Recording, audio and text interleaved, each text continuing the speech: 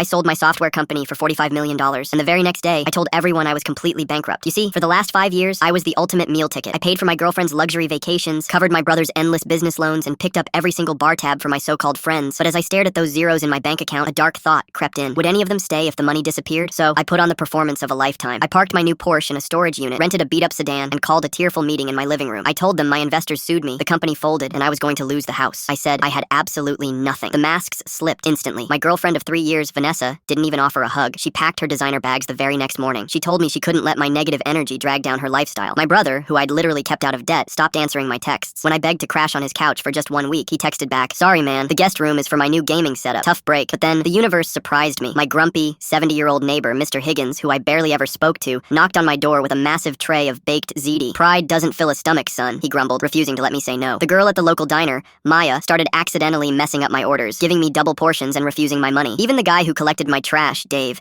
handed me a crumpled $50 bill. He said, "We all hit rock bottom. You'll climb back up." After 4 weeks of complete silence from my family, I was done. I invited Vanessa, my brother, and my old buddies to a fancy steakhouse. They probably thought I was going to beg them to pay the bill. When they sat down, looking annoyed, I wasn't wearing my cheap thrift store clothes. I was wearing a custom $5,000 suit. I slid a copy of a tech magazine across the table. The cover story. My face, with the headline, "Local developer cashes out for $45 million. Vanessa choked on her water. Her face went ghost white. "Wait, you lied?" My brother's jaw practically hit the floor. He tried to laugh it off. "Bro, that was a hilarious prank. I knew it. It wasn't a prank," I said, my voice ice cold. "It was an eviction notice for all of you." I stood up, walked over to the next table, and pulled out a chair. Sitting there, looking totally confused, were Mr. Higgins, Maya, and Dave. I looked back at my ex and my brother. "You guys wanted the money," I said, "but they wanted to save my life." I bought Mr. Higgins a brand new house. I paid for Maya's medical school in full, and I bought Dave his own waste management company. As for my blood relatives, well, they can read all about my success in the magazines.